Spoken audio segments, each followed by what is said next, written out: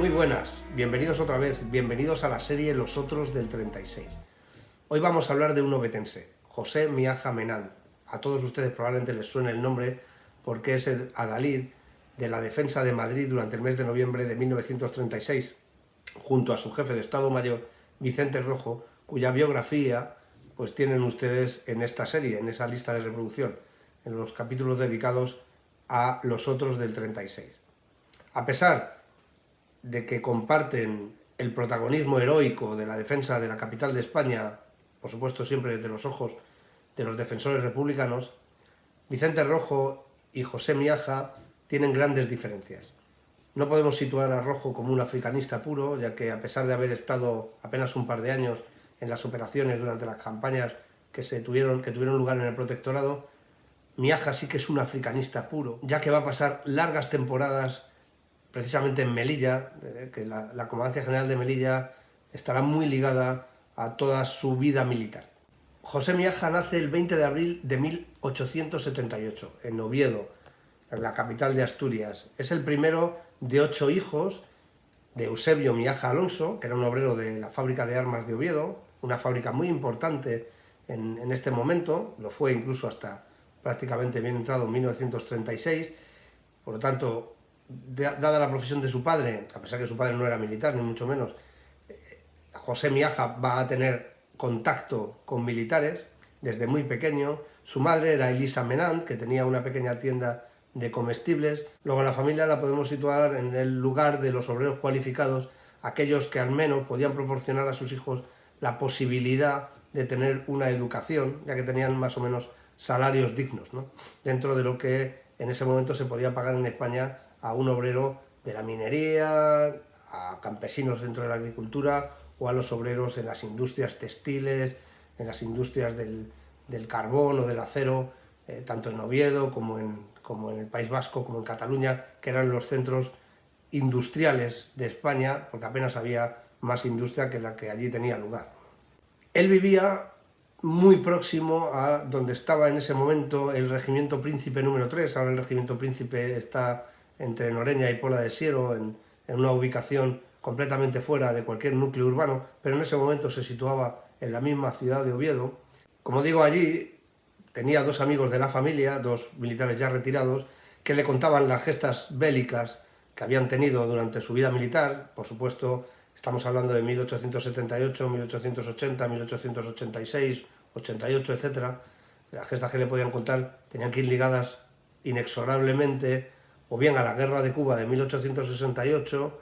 hasta 1878, o bien, por supuesto, a las campañas carlistas, a la guerra carlista, cualquiera de las 3, la primera, la segunda o la tercera, que era donde estos señores pues, podían haber entrado en combate alguna vez. A pesar de que su familia no estaba muy por la labor de que José Miaja entrara en el ejército, él va a intentar ingresar en la Academia de Infantería en Toledo y lo conseguirá en el mes de junio de 1896, obteniendo el número 249 de 392 admitidos. Luego estaba en el tercer tercio. Esta es una diferencia notable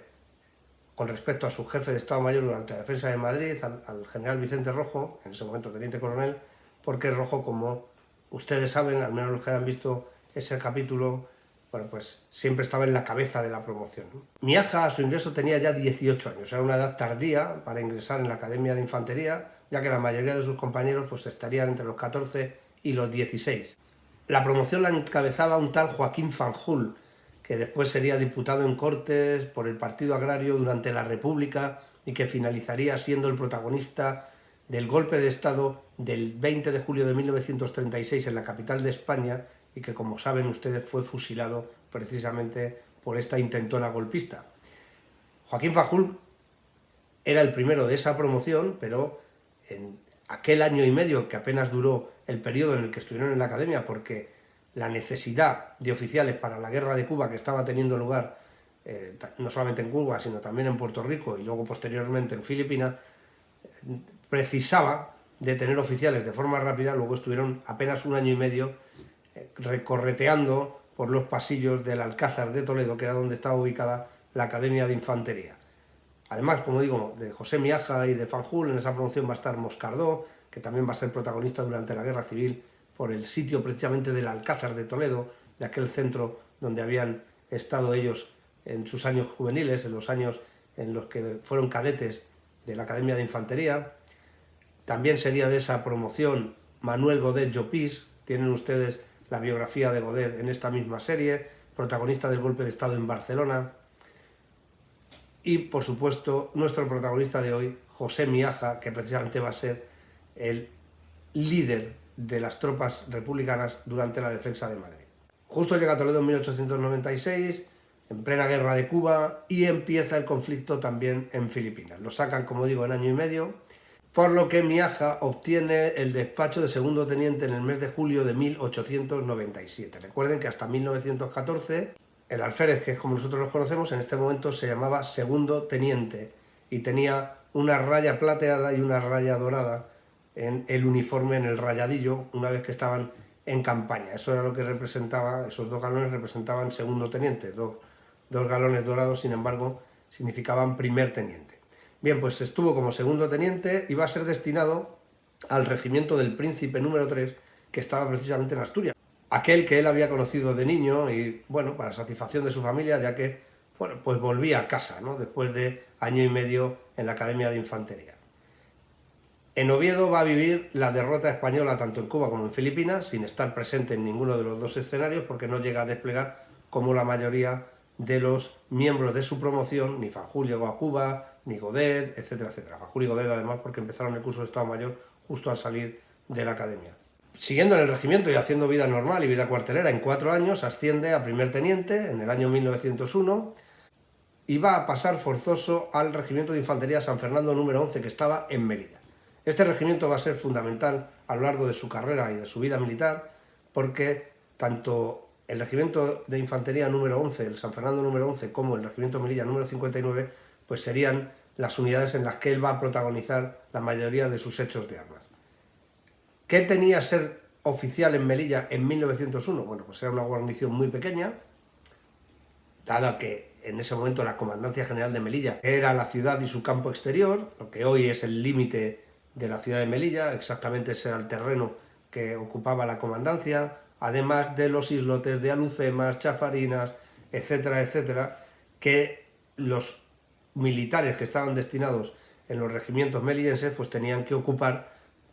para mostrar la presencia española en los mismos, ¿no? Alucemas además era muy importante porque estaba justo enfrente de la bahía de Alucemas, apenas a 400 o 500 metros. Luego desde allí pues se podían observar cualquier movimiento anómalo de los rifeños, que hasta ese momento, bueno, pues habían tenido una serie de altercados durante la Guerra del Margallo en 1893, pero en 1901 estaba todo en calma. España todavía no se había comprometido con ninguna zona en el Reino de Marruecos y simplemente pues tenía sus posesiones, las que había tenido de forma histórica, y algunas más pequeñas posesiones que se habían conseguido durante la campaña o la guerra de 1859-1860, que había protagonizado el general Prim y los voluntarios catalanes y el resto de las unidades españolas en la batalla de Guadras, en la batalla de Castillejos. En fin, un día hablaremos de esos eventos, ¿no?, de la Primera Guerra de África entre 1859 y 1860.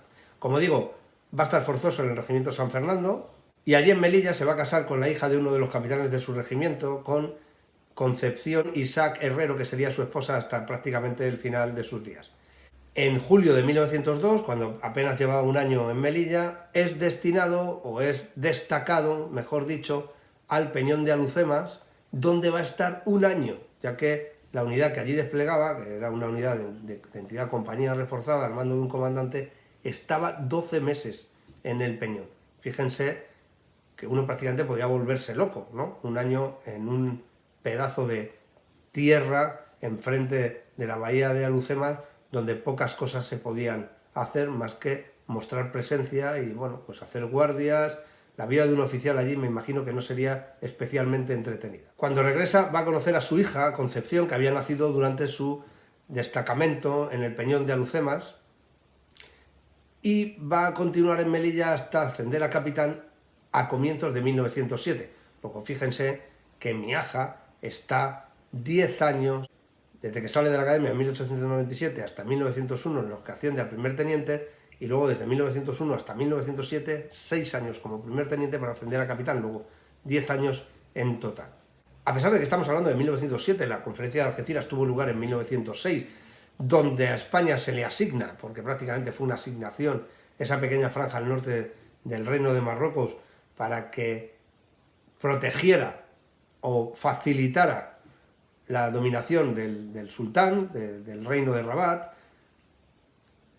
pero que no hizo extensivo durante los primeros meses después de la firma del tratado y prácticamente hasta 1908, donde ya se va a decidir a explotar una serie de minas concedidas por un tal Rogui. El Rogui era pues uno de los caíd de la Cábila que estaba próxima a Nador. El Rogui le va a autorizar a España, mejor dicho, a que dos compañías, una francesa y una española, puedan explotar unas minas al sur de la ciudad de Melilla, enfrente de lo que hoy sería Nador, y allí van a empezar los primeros problemas en el año 1909, en el verano de 1909, con una serie de altercados entre los rifeños, en algunas cábilas levantiscas, y los obreros de las minas. 3 de ellos van a morir y se va a tener lugar, bueno, pues un incidente muy importante que derivaría en la primera guerra de Melilla, en la primera campaña de Melilla, en el año 1909. Él ya como capitán ya no estaba en el regimiento San Fernando número 11, sino que estaba en el regimiento Melilla número 59, uno de los regimientos fijos de la ciudad melillense. Miaja, 12 años después de haber salido de la academia, va a recibir su bautismo de fuego en estos primeros combates, ya que su regimiento estaría muy implicado en cualquiera de las operaciones que tuvieron lugar. Luego el capitán Miaja, jefe de compañía, además va a destacar por ser un hombre con mucho temple, un hombre muy tranquilo. Estamos hablando de una campaña donde los oficiales aún iban con sable y llevaban manoplas de color blanco, destacaban sobre el resto, no se agachaban, con lo cual la sangría entre tenientes y capitanes, sobre todo del arma de infantería, es brutal. Hay una auténtica escabechina en proporción respecto a oficiales y respecto a clases, era como se denominaban a las clases de tropa y a las clases, a los sargentos, brigadas, etcétera, que entonces no existía el cuerpo de suboficiales. La diferencia en cuanto a proporción de fallecidos es mucho más grande, o sea, la proporción es mucho más grande entre los oficiales que entre el resto. Y esto era porque, dando ejemplo, en una especie de inmolación heroica, bueno, pues prácticamente iban a pecho descubierto contra el enemigo, sable en mano y los primeros, ¿no? Esto era una característica que luego, por supuesto, se va a ir moderando en los siguientes años, pero Miaja es uno de estos oficiales. Aún así, siempre se va a caracterizar por ser un hombre muy tranquilo, con mucho temple, muy valiente y muy capaz. Va a estar en la campaña de Melilla, al mando de una compañía de su regimiento, y se le va a conceder la Cruz de María Cristina, que era el equivalente a la medalla militar individual, la segunda condecoración, mejor dicho, la tercera condecoración después de la Cruz Laureada de San Fernando, una condecoración al valor. Podemos catalogarlas como la primera, la Cruz de Laureada de San Fernando, después los ascensos por méritos de guerra, que tenían más valor que la Cruz de María Cristina, y en tercer lugar, la Cruz de María Cristina. En 1911-1912 va a participar también en la campaña del Kert, que esto estaba al oeste de Melilla, y ahí de nuevo va a liderar hombres y va a conseguir un ascenso a comandante por méritos de guerra. Sería su primer ascenso por méritos de guerra, luego ya tenía el cupo que tiene prácticamente todo oficial que pasa por esta serie, que es, todo oficial me refiero a africanista, ¿no? Que es la Cruz de María Cristina y el ascenso por méritos de guerra, además de una cruz al mérito militar con distintivo. Este elenco de recompensas nos da una idea de que Miaja estaba encuadrado dentro de lo que sería un militar hecho en África en estos primeros años, desde 1901, que él había ido allí destinado, hasta 1911. Prácticamente de forma continua permaneció en la Comandancia General de Melilla. En 1912, como decimos, por méritos de guerra va a ser ascendido a comandante y por fin, y por primera vez desde hacía muchos años, sale de Melilla para ir destinado 2 años a la Caja de Reclutas de Torrelavega, que estaba en Cantabria. Esos destinos eran destinos de muy segunda división para cualquiera de los oficiales una vez que ascendían, pero eran sitios, si ustedes recuerdan las biografías anteriores, por donde prácticamente habían pasado todos. Era un peaje que tenían que pagar al terminar, bueno, pues sus años en las campañas africanas. Estuvo, como decimos, 2 años en Torrelavega, y vuelve a Melilla en abril de 1914, lo que nos vuelve a dar una muestra de su afán por África y por las campañas africanas. ¿Dónde va a estar destinado Melilla? De nuevo al Regimiento San Fernando número 11, y un año después vuelve a Asturias, de nuevo como comandante, a la caja de reclutas de Pravia y después a la zona de reclutamiento de Gijón. Luego va a estar una temporada en su tierra natal, en los campos asturianos, dirigiendo, coordinando e instruyendo a los nuevos reclutas de los nuevos llamamientos, de los nuevos reemplazos que iban a completar las filas de las unidades militares en este momento. Estando allí, en 1917, se le va a nombrar juez instructor de algunas de las causas incoadas contra los mineros que habían protagonizado la huelga de agosto de aquel año, de 1917. Recuerden que cualquier militar, cualquier oficial del ejército podía ser nombrado juez, fiscal o abogado defensor en un consejo de guerra y en todas las huelgas revolucionarias. Una vez que se declaraba el estado de guerra por parte del capitán general de la región militar, de la capitanía general que se llamaba entonces, o incluso del general gobernador de la provincia, que era un general de división, a partir de ese momento cualquier situación, cualquier acusación directamente era juzgada en un tribunal militar, por jueces militares, con fiscales militares y las más de las veces con defensores militares. Luego los procesos judiciales eran bastante lesivos contra los obreros que habían formado parte de este tipo de huelgas revolucionarias. Miaja se va a caracterizar por ser muy meticuloso desde un punto de vista procesal. Esto no le va a gustar nada al general Ricardo Burguete, que era el gobernador militar de Asturias en este momento. Burguete sería otro general muy famoso a lo largo de los años posteriores, después del golpe de estado del general Primo de Rivera. Bueno, pues Burguete le va a cesar directamente como juez instructor, ya que, bueno, pues al parecer no era lo suficientemente duro como se pedía por su meticulosidad con respecto al sistema procesal, y que le llevó, pues como decimos, a ser cesado. Va a ascender a teniente coronel, en este caso por antigüedad, en septiembre de 1918.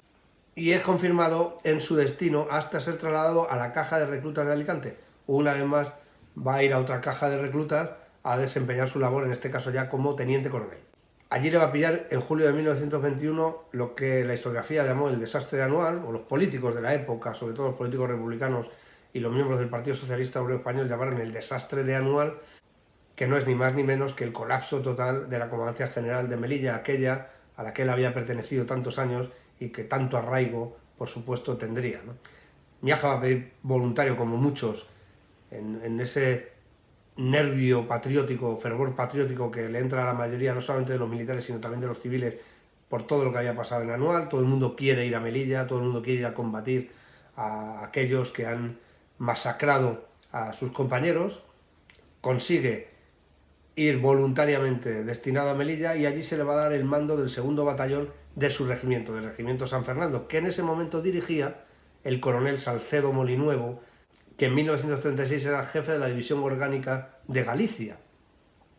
Luego Salcedo era el coronel de Miaja, el teniente coronel Miaja, para que veamos cómo las relaciones entre ellos, entre todos estos militares, bueno, pues eran muy importantes, y se conocían todos y todos habían combatido juntos. Por ejemplo, el capitán Miaja fue jefe de compañía del teniente Emilio Mola. Luego, la amistad que les unía, porque entrar en combate, estar en campañas en una guerra, conllevan unos lazos de hermandad y de camaradería difíciles de olvidar. Todos ellos habían coincidido en África, todos ellos habían coincidido en condiciones muy duras, muy complicadas, y por lo tanto se querían y respetaban. Como decimos, Mola fue teniente de Miaja, Miaja fue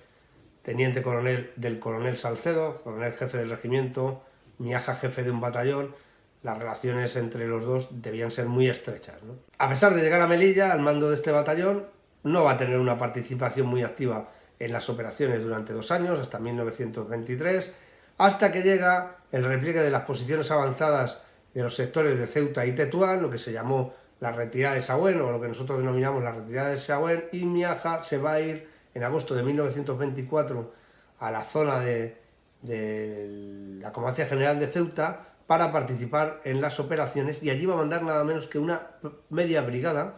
la media brigada de cazadores de Melilla, que va a reforzar a todas las unidades que había destinadas en Tetuán y en la Comandancia General de Ceuta,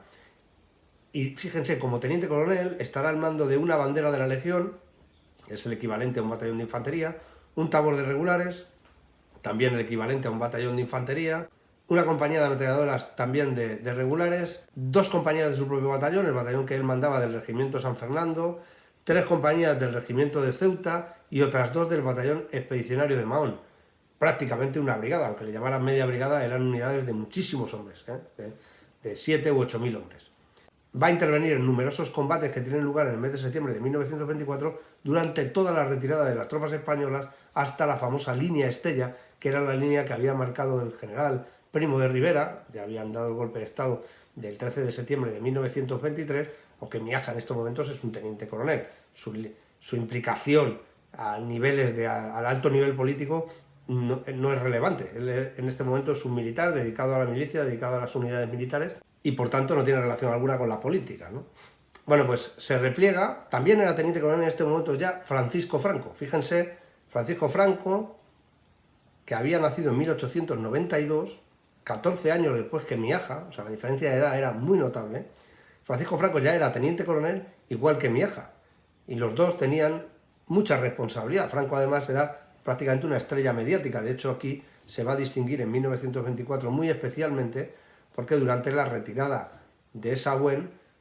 bueno, pues será uno de los protagonistas del buen hacer con sus legionarios, que evitará un baño de sangre aún mayor que el que realmente se produjo. Franco, después de esto, será ascendido por méritos de guerra a coronel, con lo cual sería coronel antes que Miaja, a pesar de, como hemos dicho, sacarse 14 años de edad, para que también nos hagamos una idea de cuáles son las diferencias tan notables que existían entre los militares debido a los ascensos por méritos de guerra.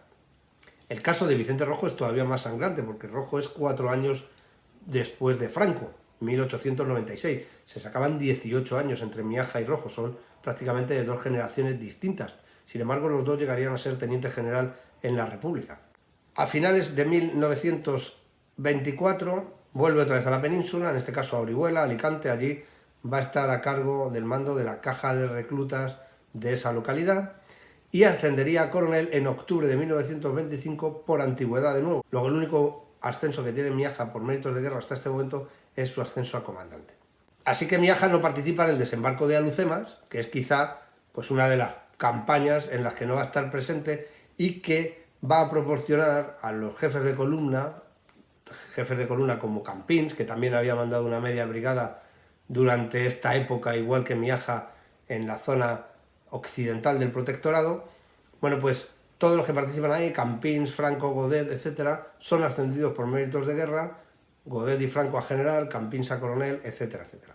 Ya de coronel se le va a asignar el mando de la zona de reclutamiento de Pamplona. Como ven, está muy ligado siempre o bien a las cajas de recluta, a las zonas de reclutamiento o a África. Apenas hay mandos de unidades orgánicas, de unidades que no sean o bien regimientos que están destinados directamente en campaña, en la guerra, o bien unidades solamente de formación de reclutas en la península. Por fin, después de estar en la zona de reclutamiento de Pamplona, se le va a destinar al Regimiento de Infantería Sevilla número 33, del que sí va a ser jefe del regimiento, que estaba en Murcia en este momento, a pesar de llamarse Regimiento de Sevilla. Bueno, pues las unidades no tienen nada que ver el nombre del regimiento, que normalmente tienen nombres de ciudades o de provincias con donde están destinados. En este momento la guarnición del Regimiento de Sevilla era en Murcia. Y después iría a mandar su regimiento, uno de sus 2 regimientos,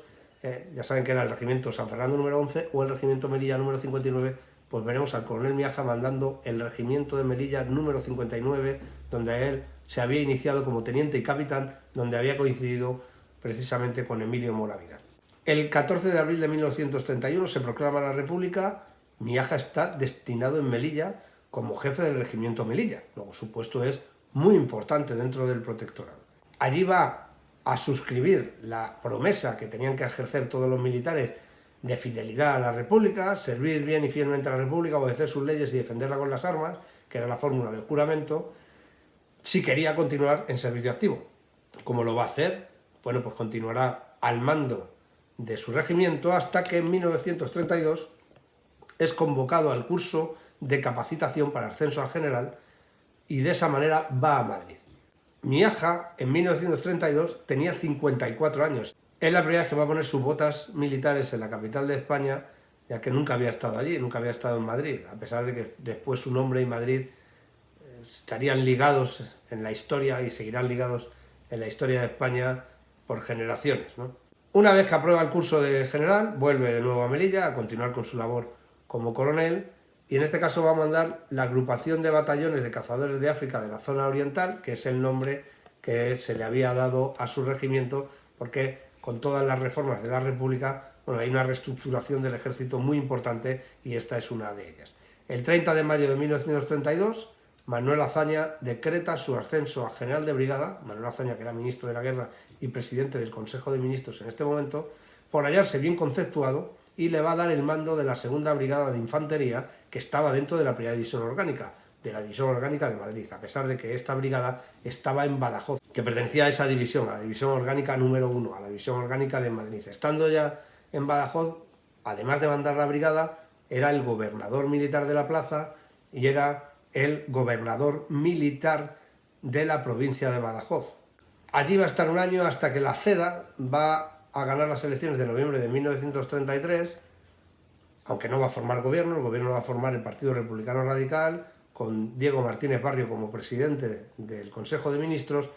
y se le va a trasladar a Madrid, cerca de los órganos de poder, cerca del Ministerio de la Guerra. Esta es la primera parte de la biografía de José Miaja Menant. Como ven, es un militar africanista al uso, del mismo estilo que Campins, del mismo estilo que Godet, incluso más que Godet, porque Miaja empieza ya desde teniente y capitán en África y está allí larguísimas temporadas. Godet empezó en África ya de comandante, luego la diferencia entre Godet y Miaja en ese sentido es notable. A pesar de ello, Godet, cuando Miaja todavía era coronel, ya era general de división, y a pesar de ello, Godet en estos momentos, hasta 1932, hasta el episodio de Carabanchel, a finales de 1931, principios de 1932, Godet era el jefe del Estado Mayor Central, luego tenía un puesto prácticamente paradigmático, ¿no? Estaba en la cúpula de la defensa en España y ocupaba pues una posición de privilegio que, sin embargo, después del incidente de Carabanchel, va a ser cesado por el ministro de la Guerra, por Manuel Azaña, e incluso después sería procesado por una presunta implicación en la Sanjurjada de agosto de 1932. Aquí lo vamos a dejar, no sin antes darle las gracias por darle al me gusta, por sus comentarios, muy cariñosos siempre, y por estar ahí. Muchas gracias a todos, nos vemos en el siguiente, gracias.